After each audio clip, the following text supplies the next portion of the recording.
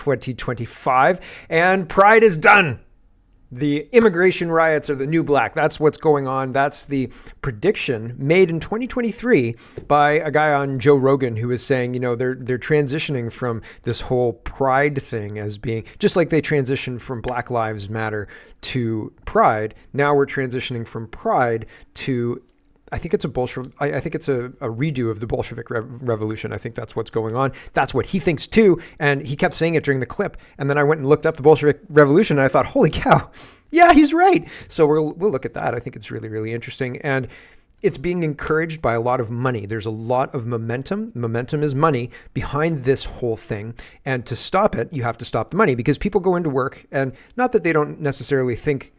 You're never Darth Vader in your own story. You're never the bad guy in your own story. You're just a cog in a wheel, man. I'm going to work and we're making something and who knows what Doofenshmirtz is going to do with it, right? And so, or what the Empire is going to do with it. I'm just a soldier here, man. I'm just hanging around watching my post on the Death Star.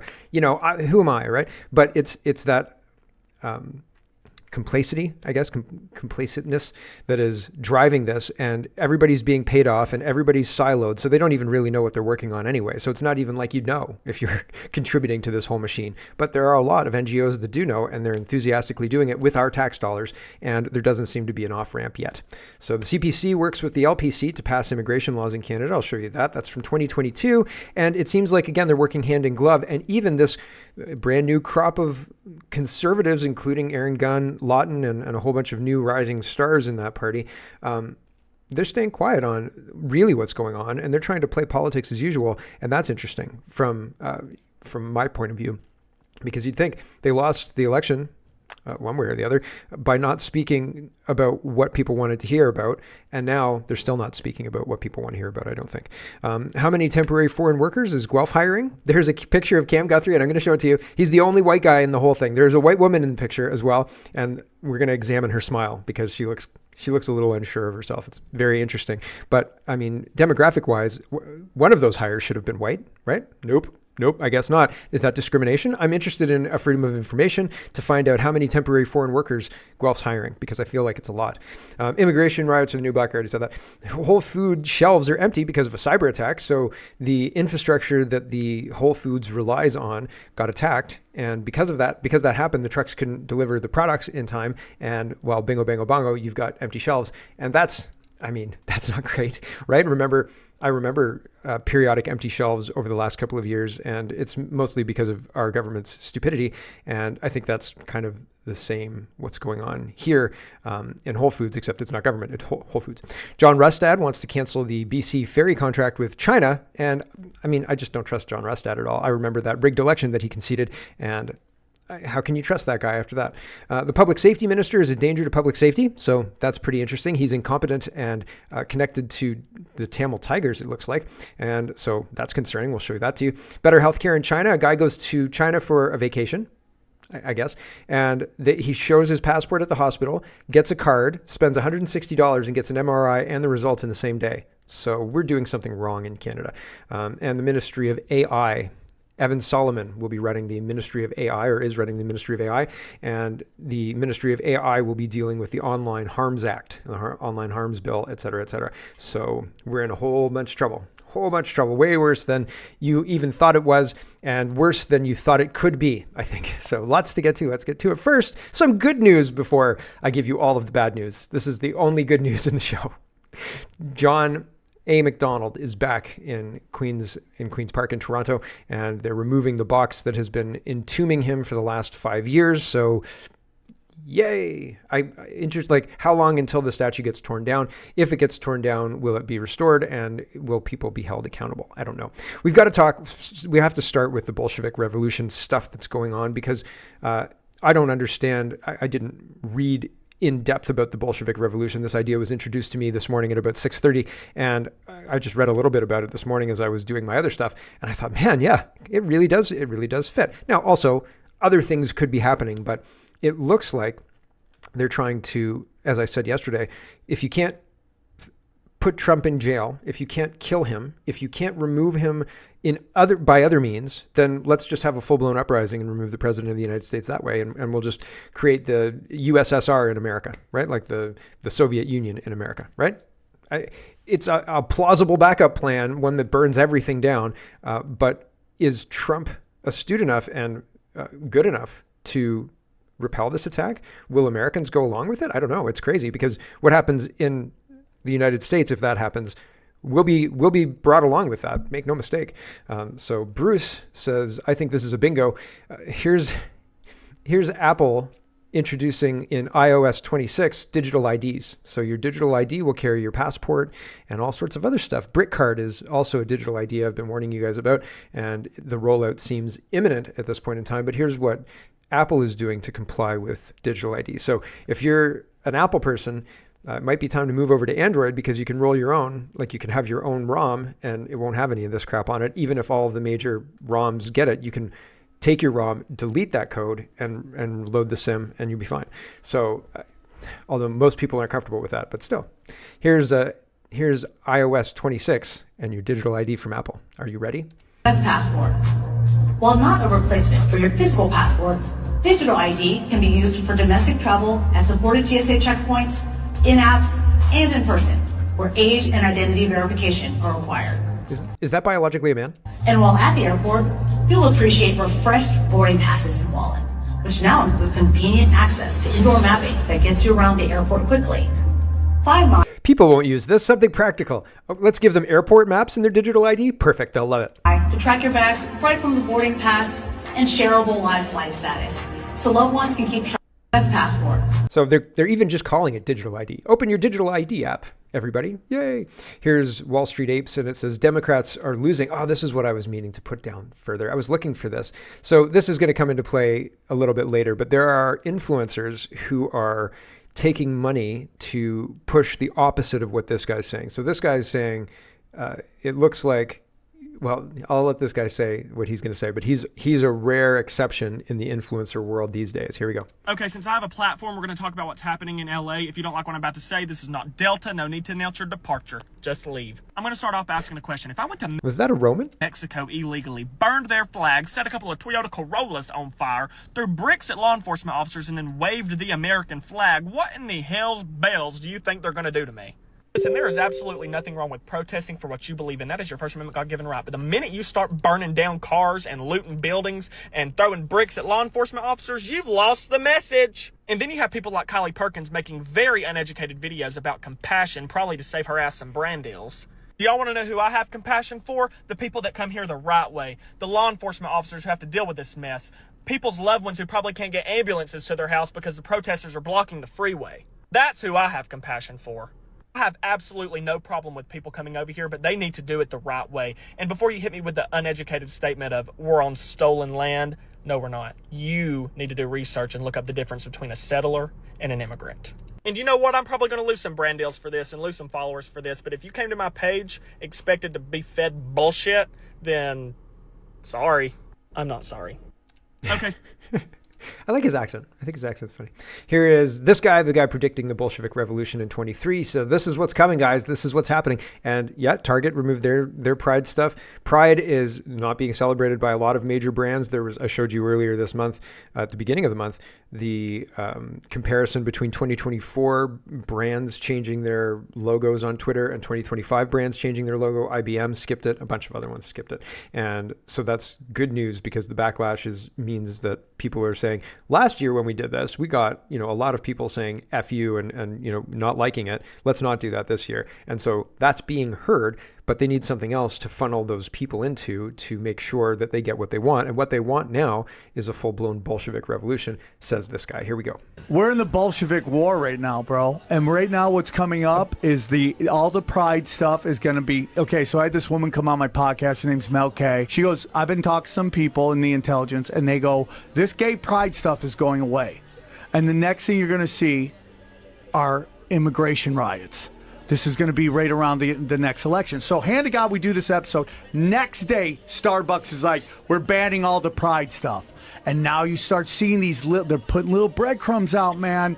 Little breadcrumbs. Oh, I saw this one thing in Chicago. Oh yeah, illegal immigrants are upset about where they're staying. And these illegal immigrants who speak no English are holding up perfectly written English signs saying we're tired of how we're being treated.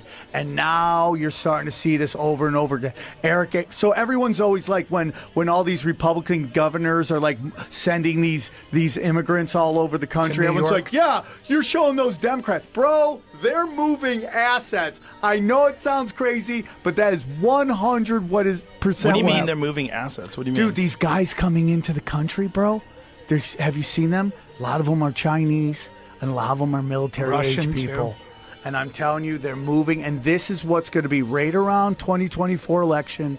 Immigration riots, people going nuts, and as listen to this, and you'll start seeing all the little breadcrumbs. I'm telling you, that's what they want you to think. You're buying it. Oh, I thought they're I was moving assets, bro. You're the puppet. They're moving assets. What do you mean, like military people? Dude, study the Bolshevik War. It is happening in real time. 100%. But I just wanted to get that out to everybody because I'm trying to warn people.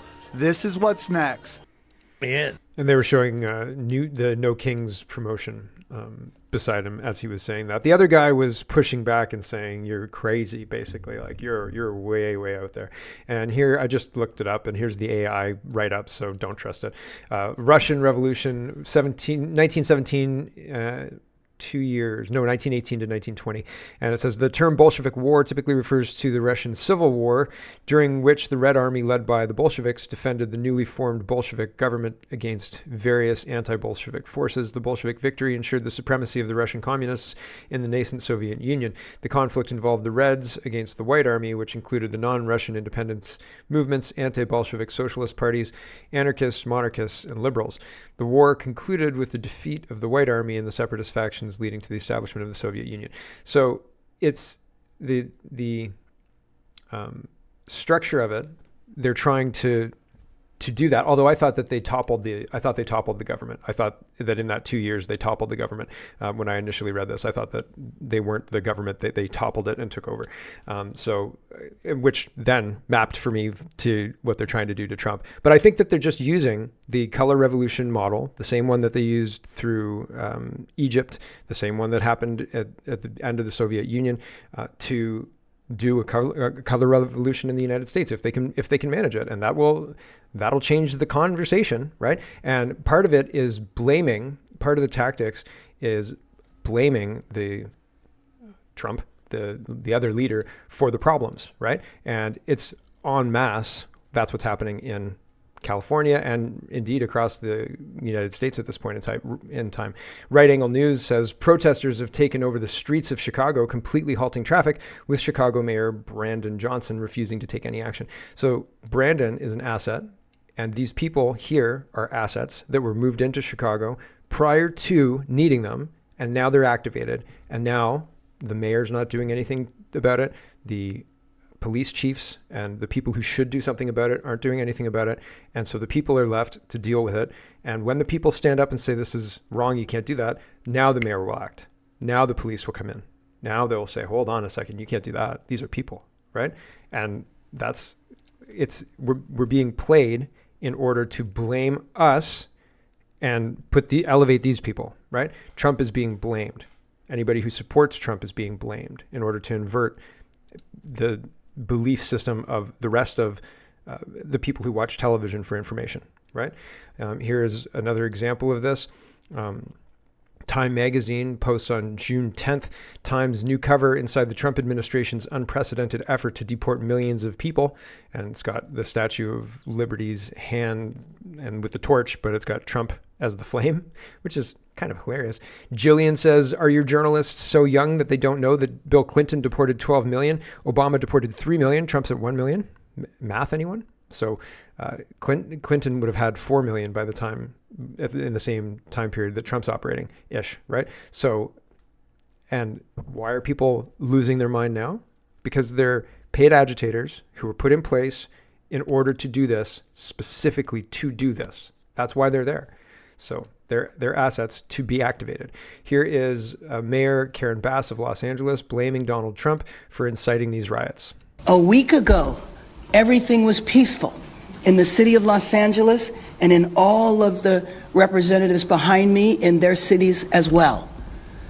Things began to be difficult on Friday when raids took place, and it's important that I begin there because that is the cause of the problems that have happened in the city of Los Angeles and other cities. This was provoked by the White House. The reason why, we don't know. A week ago, everything was... Why would the White House do this? Why would they provoke this riot? Oh my gosh, we don't know. They're deporting illegal aliens that the Democrats are supporting. So here's the messaging from the other influencers. Collins says, there appears to be a coordinated messaging campaign spreading through TikTok where large creators have released nearly identical statements on the ICE raids. Many large creators, this is similar to like pamphleting or papering, like flying over a population and dropping pamphlets that spread disinformation. These people are targeted, these influencers are targeted, brainwashed to a degree, given money to say, just say what you believe, right? Knowing full well that they believe nonsense. And here we go, right? And then they spread their nonsense to all their millions of followers. And again, I'll say to you, please, if you're interested in one of my stories, follow it up. Look into it yourself. Okay. And check and double check, because I've been wrong. And with the nature of what I do, I look at things as they're happening and I just tell you about them, right? And tell you what I think about them. So sometimes I get it wrong and I try and correct that sometimes, but I ask you to think about it. I ask you to come to your conclusions. I'm not telling you what to think. I'm just telling you what I think because this, and that's it. And if you're interested, look further into it. Take it with a grain of salt, as I say. But it's interesting that misinformation and disinformation, these people aren't saying that. They're saying here's what they're saying. Okay. Here we go. Being in a country that you're in illegally is a civil offense, not a criminal one. You know what else is a civil offense? Jaywalking. And being undocumented is not a criminal offense. It's a civil one. And if you've ever jaywalked, congratulations, because you've also committed a civil offense. Have you ever sped over the speed limit? Have you ever drank or smoked underage? Have you ever drank and then driven a car? What about jaywalking? Being undocumented in America is a civil offense. It's not a criminal one. It's the same caliber of crime as a traffic offense. Just a reminder, in case anyone forgot, being undocumented is a civil offense, not a criminal one. They all kind of look the so same. Much as literally. I mean, this woman's been on here a couple of times, but they all kind of have a similar look about them. Okay? Here is Pam Bondi talking about the violence in Los Angeles, and the press is saying, "Are you sure it's violent? Because we're hearing it's not violent." You're saying the majority have not been peaceful, the majority have been violent. I just read for you the arrest numbers. We've arrested nearly 400 illegal aliens alone, just illegal aliens who have been arrested in these riots since June 6th, since they began. Thousands of people on the streets. Yeah, and we've had hundreds of people who have assaulted law enforcement officers. Are you saying that that's that's appropriate behavior? No, Are you saying that the president shouldn't take action? I'm just trying to figure out. The Democrat governor and the Democrat mayor of Los Angeles have failed their citizens, and the majority of Americans, the majority of Californians, do not want to see law enforcement officers being assaulted in the streets. And thankfully, the president took action and stepped in to protect our federal law enforcement agents, to protect federal buildings, to protect the federal mission of deporting illegal criminals off of our streets. And that mission will continue every day as far as we're concerned. Thank you, guys. So the influencers are trying to minimize the crime, minimize everything, and say, the real problem here is Donald Trump. We don't know why he's being so mean. Here's Wall Street Apes again. There it is. Los Angeles ICE protesters filmed wearing the jackets of an NGO funded by George Soros. Read that again. I don't want to. It's okay. It's okay, man. It's full of shit. Or it's full of shit, huh? Yeah.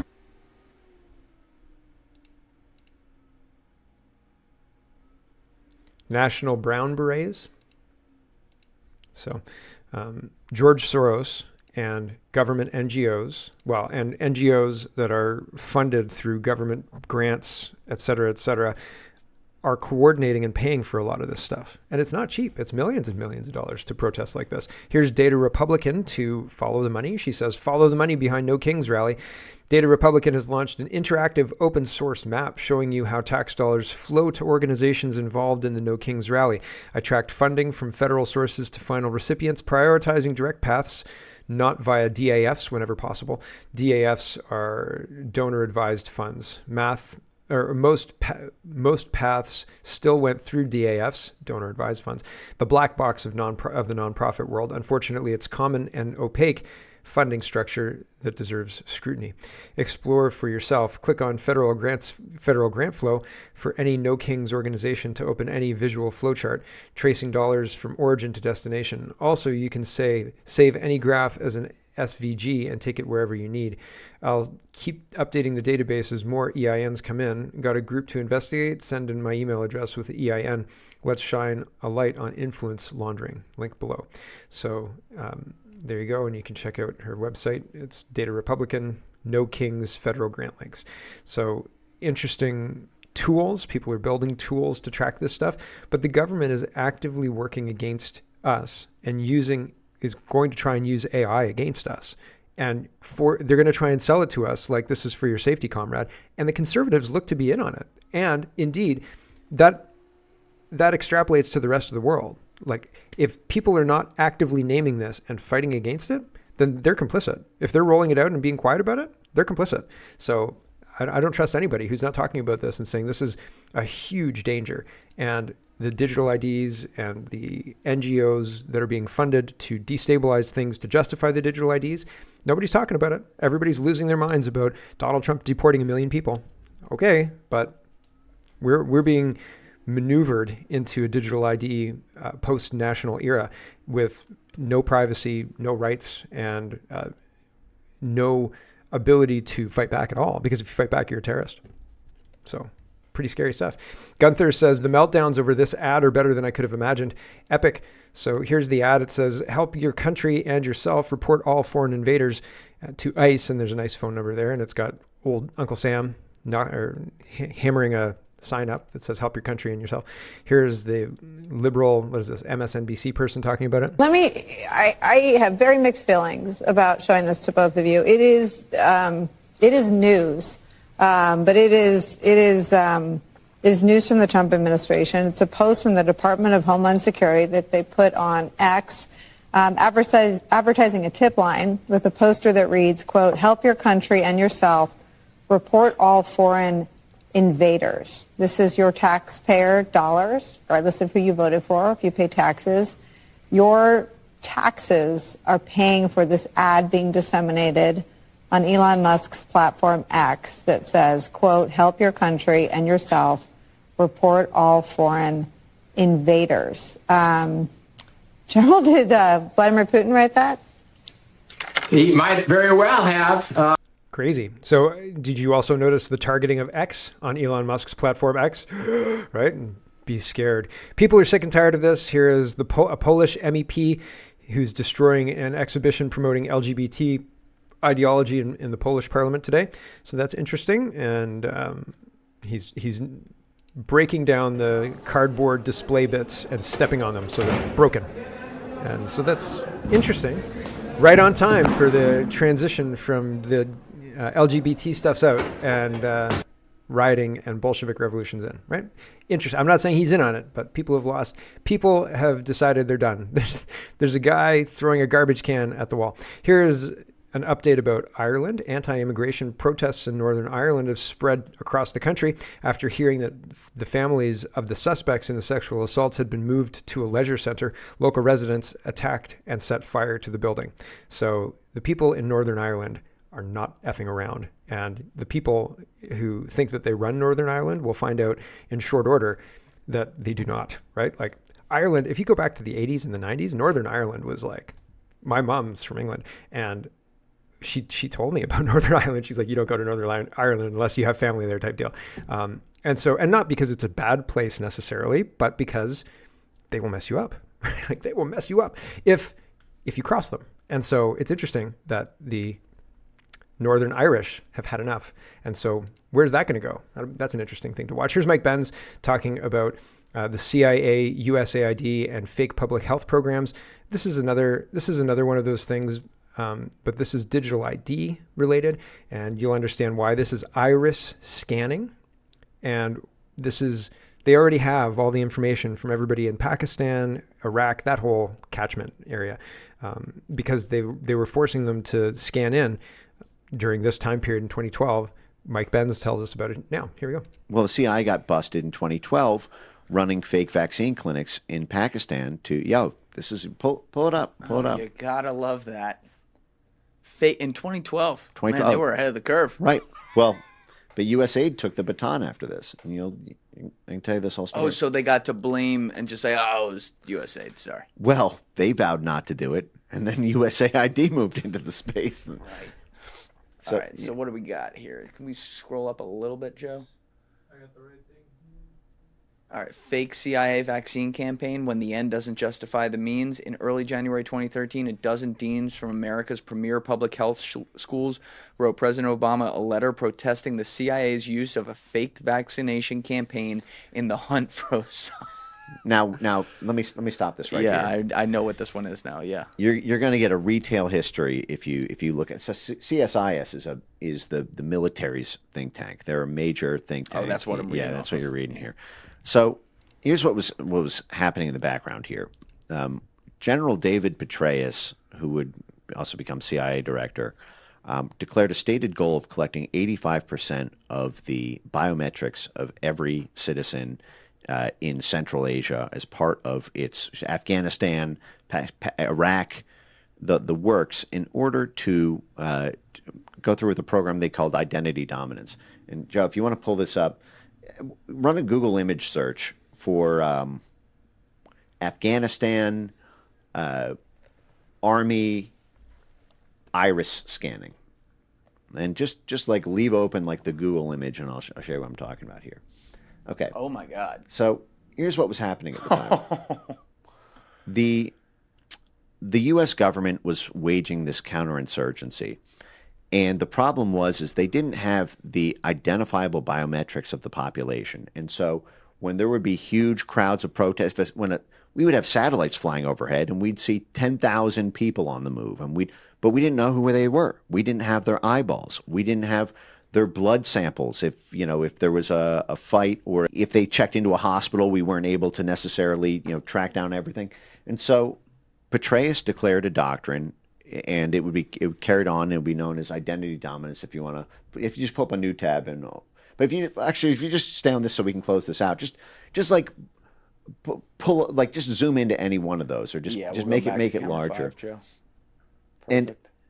And this is what was being done manually. It's like Sean Ryan's old thumbnail.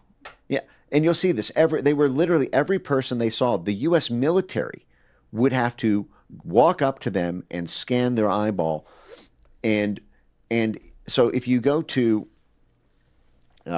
if you just go to Google and you just type in identity dominance, and then if you maybe make it like a controlled Boolean search, if you just okay, or you can do it that way.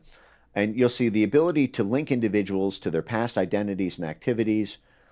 And this was a U.S. military concept around the need to get the biometric identifiers of literally their goal was, I think, 85% of the population in Iraq, Afghanistan, and by extension Pakistan, because Pakistan was the main training and arming ground since the days of the Mujahideen, when the CIA created the Mujahideen Islamic fundamentalist army, and then trained them in neighboring Pakistan, and then set up BCCI and the CI proprietary banks. So they wanted the biometric information, eyeballs and the rest, to follow them, to scan them, to have them in the database. How long before we have to scan in with our eyeballs to the grocery store? That's my concern. And if you live in the forest, if you're like, screw this, I'm out. I'm going to go live as an Edgar-friendly guy in the forest. I'm going to have a little place. I'm going to set up traps. I'm going to eat squirrels. It'll be great. No problems at all. Nobody will be bothered other than the small game that I eat. Right? Like, it'll be fine. No. They've got these drones here that'll come into the forest and take you out, buddy. It can navigate the forest independently. A drone swarm in a densely treed forest.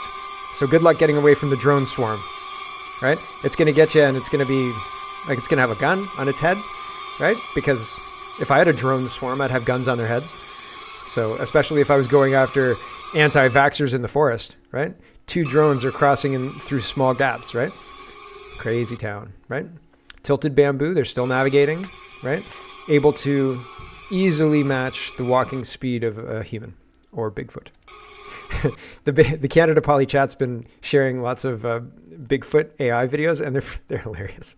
They're hilarious. This is terrifying. Here's Evan Solomon talking about the opportunity and crisis and opportunity. So when there's a crisis, it's not just a crisis, it's an opportunity to censor anti-vaxxers, right? So he's talking about how AI, well, first, let's see, after the speech he gives here, he goes out and talks about the speech he just gave. And somebody says, is the online harms bill going to be caught up in your ministry? And he says, yeah, probably. Here Mandate. What does the Ministry of AI actually do? Great question. Do you know? Do you have an answer to that question? Well, I just gave a speech to Canada 2020 on it, which, by the way, I'd love you to check out. So I outlined part of our key priorities: building scaling our champions, driving adoption, driving, obviously, trust, and building sovereignty. So as I outlined in the speech, those are kind of the key parts of our mandate to use AI, digital, and digital innovation. Are you going to be doing anything with the Online Harms Act? Is that going to be part of your mandate? Up for debate, but probably, yeah. What about the spending in defense? Is defense spending part of your mandate? You know, considering how essential IA is. I would say that the announcement yesterday to meet 2% this year is critical, and AI and cyber will play a critical role in defense, and we'll be working really closely with the defense. Yeah, so doesn't give me confidence, right? It's a good thing that they're completely incompetent, and I've worked with AI. It's also incompetent, so they're in good company. Here we go. Where the very country. It has been one day since the last incident of fast talking. I thought I was so good. Here's Evan Solomon talking about AI at the CPAC thing. I don't know. I think this is yesterday. CBC Watcher says, Evan Solomon gives away the entire game plan of the Carney government while babbling about AI. Crisis and opportunity, and you oscillate despair of the crisis and the awesome power of the opportunity. So you despair the people, and then you say, don't worry, we can save you as long as you hand over all of your rights. Where the very country that built, sustained the small L liberal world post-Second World War is the very country now that is threatening that, and to dismantle it in a way that we have never imagined. And that is happening simultaneously as new technologies like AI and quantum are disrupting and reorienting the world. It's not just a shift in technology. It's a mistake to think like that. This is a paradigm shift. Essentially, we are at a Gutenberg-like moment, and we've got to recognize that. And it's just the beginning. They want us to believe that. I don't think that's true. If you mix those two dynamics of the political disruption and the technological disruption, and then you add some catalytic ingredients like disinformation, distrust, diseases like COVID, you get the twin stars of history blinking furiously: crisis and opportunity, crisis and opportunity. And you oscillate between the despair of the crisis and the awesome power of the opportunity we've got. And we've got to strike that balance. This is exactly why the Prime Minister created this new Ministry of AI and Digital Innovation, because he recognized it's not just a technological shift. Hey, adopt a little AI, things will get 20% more productive, and things are pretty good.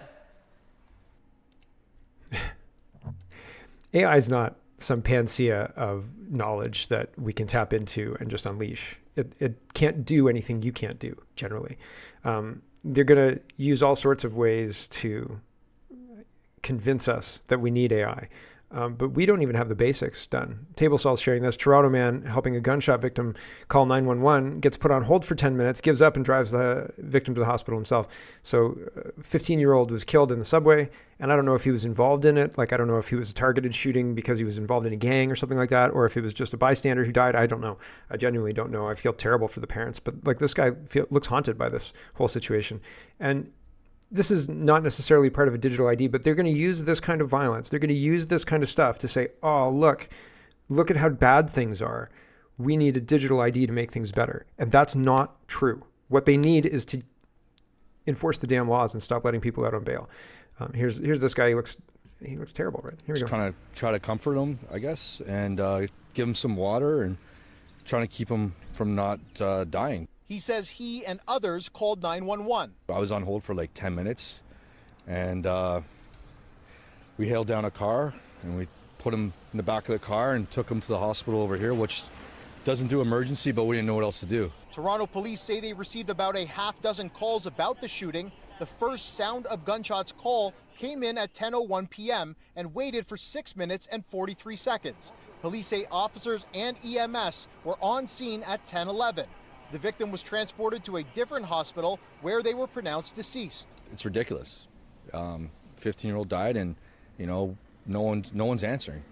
I think my neighbor over there, they got back to him after 15 minutes. So, but we were like, I had to hang up because I had to carry him and get him into the back of the car. That'd be horrible. What a horrible thing to have happen, right? Like, terrible. And not to mention the family and everything else. So we're being manipulated at a level that we can't see because it's so high and unbelievable, but we're being manipulated. Let's talk about the conservatives. I know we're 35 minutes in, but I'm going to do this, and then when I get to grab bag of governance, I'll cut the stream. Or maybe before that in this section. Invasion. Nuala says, are we in an alternate reality and nobody told us? Conservatives 113 yay, 0 nay.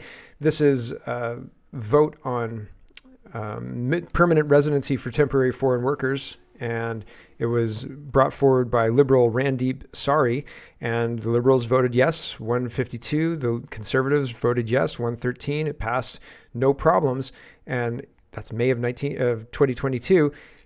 Pretty crazy that Poilievre's Conservatives just go along with all the things the Liberals go along with, right?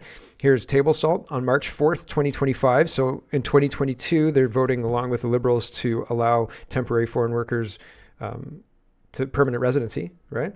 Permanent residency for temporary foreign workers. And then fast forward to 2025, before the March, April, May, before the election, just making sure that they're silent about what Mark Miller's pushing for after the next election. Table Salt says on March 4th, 25, in the final days of the Trudeau government, Mark Miller, then Minister of Immigration, quietly signed an order making it easier for employers to hire temporary foreign workers already in Canada without needing a permit, effective after the election. So I'm pretty sure Guelph took advantage, right? So here's Guelph's brand new bus drivers, Guelph Transit hires. There are, 2, 4, 6, 8, 10, 11 people in the picture, and there's one white guy. Everybody else is from India. And I'd love to know who took advantage of the loophole there. I'd love to know how many are temporary foreign workers turned permanent residents because of the 2022 whatever, or who came directly from India, right? Who's here directly from India in Guelph. So it's weird that Cam Guthrie's the only white guy in that picture. There's this lady too. She's white, it looks like, but isn't that smile a little uncertain? Here's Adam, and he's talking about Vancouver Victoria, and apparently 50% of the businesses wouldn't renew, or I'm not sure if they'd renew their business license to stay operational in downtown Victoria. So that's probably concerning, right? And that's where we're all going. They want it all done, burned down. And they want it gone so they can say, this is because you the way you live is wrong, and you have to live the way we want you to live. Here's some bugs to eat. That's what they want. So this is the letter from the CEO, and this is Downtown Victoria, BC's Business Association annual report is worth reading. One of the quotes is, our call is simple. All levels of government must act now. No more studies, no waiting on perfect solutions. The focus must shift to supporting business owners, their staff, and their customers. The data is clear. Downtown businesses cannot wait for 3 to 5 more years. We need bold, immediate action in 2025, or we risk a wave of closures, job losses, and a dramatic erosion of downtown's vitality. We'll back up and read the beginning of the letter. Letter from the CEO. The 2025 annual report on downtown is different. It reflects the urgency we hear from downtown businesses. While there are many positive features in our city's core. This year's report focuses on the challenges and the serious consequences of continued inaction by all levels of government. Much of the data in this report comes from our annual members survey. This year, we received a record number of responses. Over 30% of downtown businesses completed the survey. One of the most alarming findings, when asked if their lease was up imminently, would they renew based on current conditions downtown, 48% of the businesses either said they would not or weren't sure. Nearly half of our businesses would consider closing if they were not tied to their lease. We asked members to grade their experience doing business downtown over the past 6 years.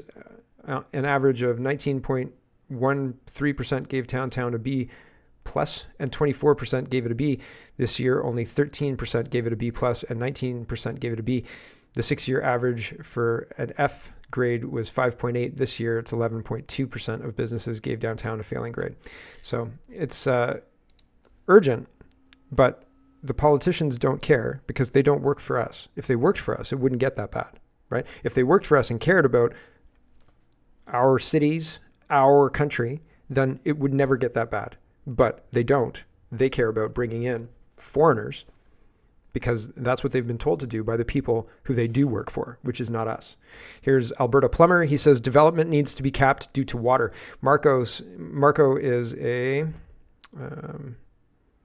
Alberta separatist. He's just somebody who's interested in what's going on with the water, but he's living in, I think, I don't know exactly where he's living, Calgary. But what's going on is there's too many people and the water is not enough. So we can't build more houses because there's not enough water to serve all the houses.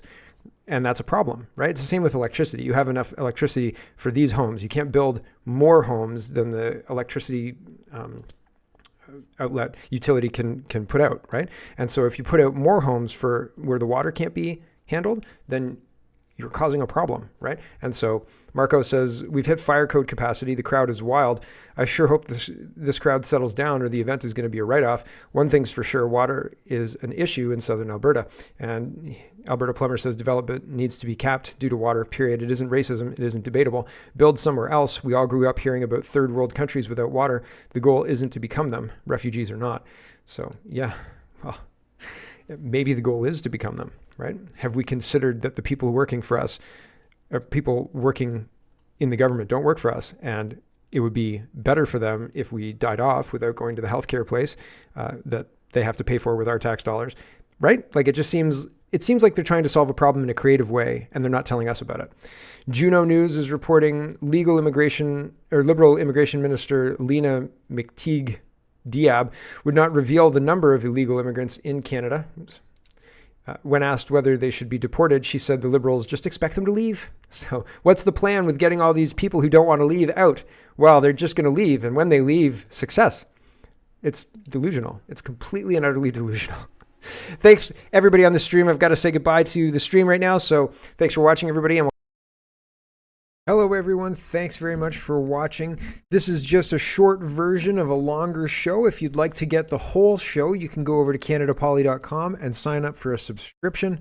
Just look in the drop-down tab for Shop and Donate and look for subscriptions, and you'll get immediate access to the full show. Love to see you. Thanks for watching, everybody. Have a wonderful, wonderful